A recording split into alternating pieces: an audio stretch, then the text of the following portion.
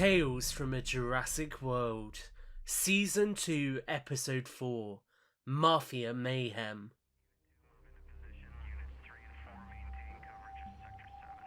Ben Morrison tapped his fingers on his thigh, clearly bored. The back of the Ford E-Series van was cramped, with him and Brown sat next to 4 FBI agents wearing full tactical equipment and holding carbines which were stowed between their legs. In the front of the van sat agents Lombardi and Stanton, the CIA agents responsible for this operation. Over the past few weeks, Morrison and Brown had learnt that the Dangerous Species Division had been tracking Anton Orlov, a Russian millionaire and mafia boss who was present at the Lockwood Manor auction. Reports from informants inside the auction suggested that Orlov had been attempting to acquire carnivores, and although he had failed at the time, there was now new intelligence to suggest that he had been successful in acquiring one, the animal now contained in the warehouse across the road from the surveillance van. Orlov was wanted for multiple charges, including murder and domestic terrorism, so the CIA were keen to catch him handling the animal. Since they were not allowed to legally operate in-country, the CIA had partnered up with the FBI to make the raid a possibility. Stanton, the younger of the two men, was watching the warehouse through a pair of binoculars when a black SUV pulled up in front of it. All units, stand by. We might have something. As the SUV pulled to a halt, the window rolled down, and a man in the back with stubble and brown hair could be seen talking to another man in a suit who had exited the warehouse. After a brief moment of discussion, the man in the suit brought a radio to his mouth and the warehouse door slid open, allowing the SUV to slip inside. Was that Orlov? Lombardi asked, the older man clearly nervous. I think so. Stanton replied, turning back to the FBI agents and Morrison and Brown. Possible PID on Anton Orlov. Morrison, Brown, you good to move? Bravo team will enter from the other side and meet us in the middle. Morrison quickly checked a tranquilizer rifle which was sat across his lap, and Brown did the same, chambering a fresh dart in the rifle quickly before nodding at her partner. He loaded his own rifle and then turned to look at Stanton. We're good to go, Agent Stanton. At once, the back door of the van opened, and the group of federal agents began to move across the street towards the warehouse building, raising their rifles as they stacked up against the wall of the building. Stanton and Lombardi exited the front of the vehicle, also wearing similar tactical uniforms minus helmets and balaclavas, and joined Brown and Morrison as they grouped up and prepared to move inside. Once the group were assembled, the lead FBI agent moved forward to the door to the warehouse, removing a breaching tool from the rucksack on his back and wedging the door open. He then stepped inside and quickly discharged 2 rounds from his carbine, sending a man on the other side of the door dropping to the floor. Luckily, the agents were using suppressed firearms, so they maintained the element of surprise. The agent grabbed the man's body by the collar and dragged it out the way, motioning for his colleagues to move inside. Stay close. Lombardi whispered to Morrison and Brown. We were planning on it, Brown retorted. The group slowly crept through the small interior space, eventually coming to a staircase which led out onto a gangway which overlooked the interior of the warehouse. As they approached the door to the gangway, it opened, and another man stepped out, looking startled as the group emerged from the stairway. Thinking quickly, Agent Stanton fired 2 rounds from the suppressed pistol in his hand, and then stepped forward, catching the man before he fell to the ground. He gently lowered the person's body to the floor, and then motioned for Morrison and Brown to move out onto the gangway. From their perch high above the ground in the warehouse, they could hear a man with a thick Russian accent talking on the phone. Dmitri, I want you to make sure that you follow her people from the airport. I know she has said that she is willing to pay a handsome price for the carnivore, enough for me to get several more for our own collection. but I don't trust her. You heard the stories about her and how she operates. She's notorious in the Malta black market. As the group positioned themselves overhead, they could see that the man on the phone was indeed Anton Orlov. But what was more fascinating was the rest of the room. In the centre of the room, surrounded by a makeshift paddock which was clearly rigged up to some kind of generator for an electrical supply, there stood a Carnotaurus, with what appeared to be some kind of scar on its face and burn marks across its body. The animal roared angrily and attempted to attack the fence every now and then, getting electrocuted before it could run free.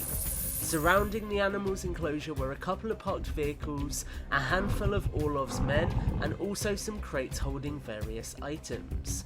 As Morrison and Brown looked closer, they were sure that some of the items appeared to be incubators. Okay, people, this is why you're here. Morrison, Brown, what's your assessment? Carnotaurus. Predator. Carnivorous, as we already knew. These guys are well known for being pretty aggressive.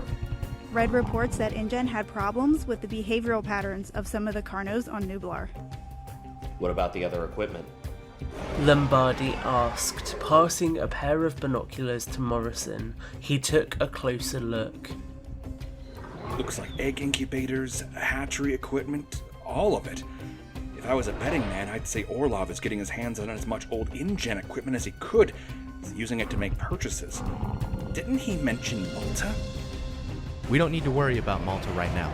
A separate team has an operation planned for there. You think you've got enough gear to tranquilize this dinosaur? Yep, we should have plenty. Let's get it done. Okay, Bravo team is in position. Let's move downstairs and get inside. A few moments later, the team was stacked up downstairs behind a door that led into the main area where the Carnotaurus was contained. Stanton looked at Morrison and Brown, nodded, and then opened the door, creeping inside and taking cover behind a pillar just beyond the doorway. Slowly, the rest of the FBI agents made their way inside, until Morrison and Brown were the only ones left. They followed them in and crouched down. Stanton peeked around the pillar, seeing 6 agents on the opposite side of the room taking up positions, and held his breath for a moment before jumping out with his pistol raised in front of him. Anton Orlov, you are under arrest. Get down on your knees, now. Events unfolded quickly as the federal agents sprang into action, weapons raised at the Mafia members who surrounded Orlov. Initially, things looked like they were going okay, until Orlov locked eye contact with Stanton and smiled, a wide, terrifying grin. Tupoi Americaniets. At that moment, he held a remote up in his hand, pressing a single button on it, and the gate at the front of the enclosure which was holding the Carnotaurus began to slide open. The agents were stunned momentarily, but it was enough for Orlov's people to get the upper hand, as they began to open fire in the ensuing chaos. Stanton stumbled backwards, clutching his stomach, and Morrison and Brown could see him falling quite still as Orlov stood over him, a pistol with a smoking barrel in his other hand. He turned and fired a couple of rounds in Morrison and Brown's direction, who were now ducking behind cover. Shit! Brown shouted, keeping her head low. Did it get loose? Yes. We need to get it before it gets any further. If we get back up to the gangway, we might be able to get a clean shot. Morrison and Brown climbed to their feet and sprinted through the doorway, dodging bullets as they went. They managed to make their way back to the gangway, which provided an overview of the scene, and it wasn't looking good. Lombardi, who had last been returning fire at Orlov's men before Morrison and Brown went upstairs, was now lying in a pool of blood, and a handful of FBI agents were left. Orlov's people had suffered injuries too, and in the midst of the chaos they could see that the Carnotaurus was running rampant. It slammed its head against one of the SUVs, smashing the vehicle to pieces and sending 2 FBI agents running for cover before it whipped its heavy tail around, sending one of Orlov's men smashing into the wall behind it.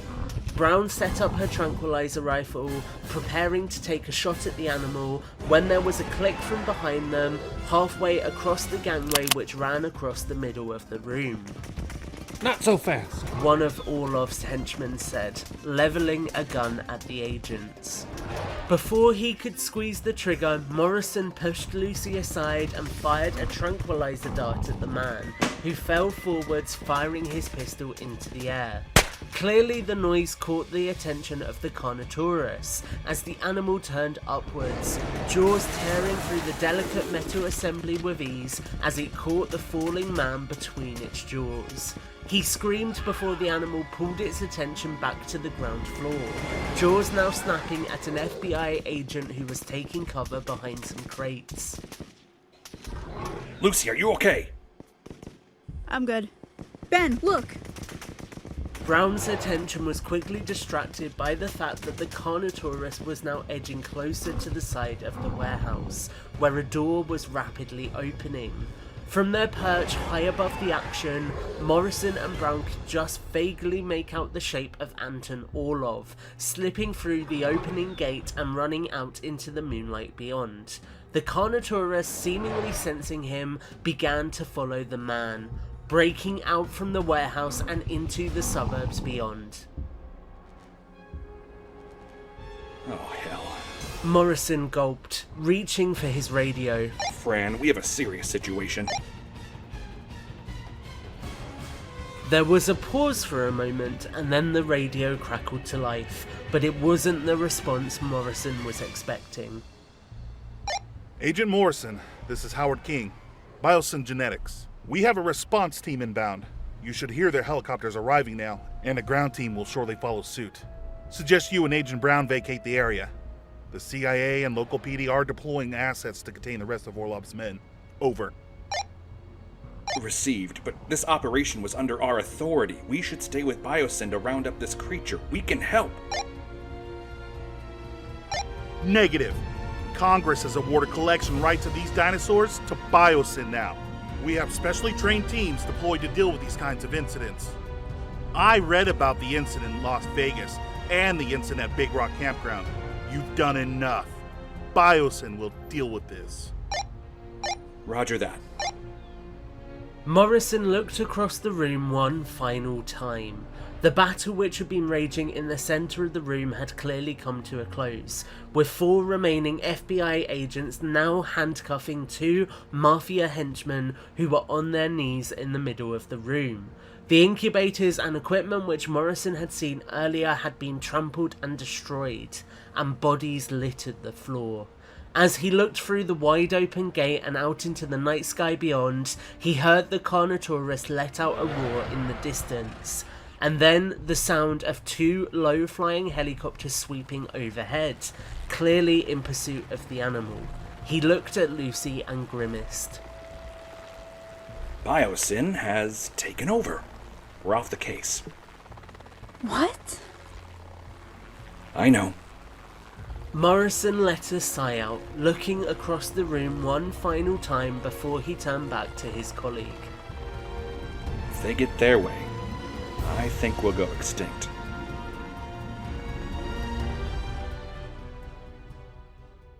You have been listening to Tales from a Jurassic World. Ben Morrison voiced by Jared Ransom. Lucy Brown voiced by Ashley Friel. Howard King voiced by Antonio Bustos. CIA Agent Stanton voiced by Caleb Burnett. CIA Agent Lombardi voiced by Tyler C.B.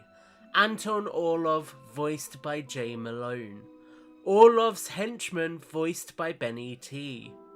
Intro music by Brooks Leiby. Accompanying music from the Jurassic franchise and Jurassic World Evolution. Sound effects from Epidemic Sound. Written, created and produced by Tom Jurassic.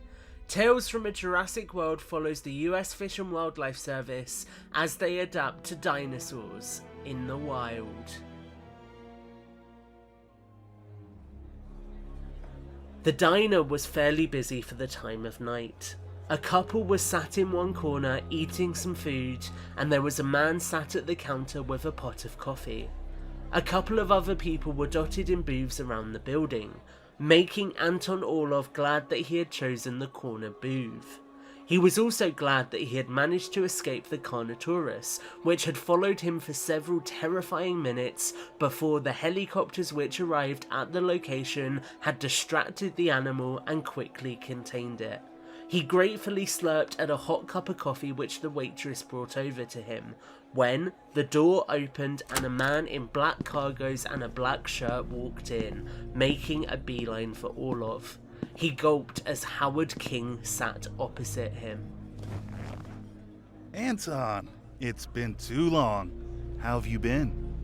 Better. I thought you and Dodgson were taking care of the dinosaurs now. What the hell were the CIA doing following me? A minor hiccup. Besides, you have us to thank for saving you. Do you really think Biosyn would normally respond to an incident when the Dangerous Species Division are on site? I had to pull some strings to make that happen. You hardly helped. Anton, please. Our helicopters contained the Carnotaurus and gave you a convenient opportunity to get out of harm's way. Perhaps you'd rather I turn you over to the authorities now? There was a long pause as the Russian looked King up and down, sighing. What do you want, King? A sly smile spread across King's face as he locked eye contact with the man. That's simple, Anton. We want your velociraptors.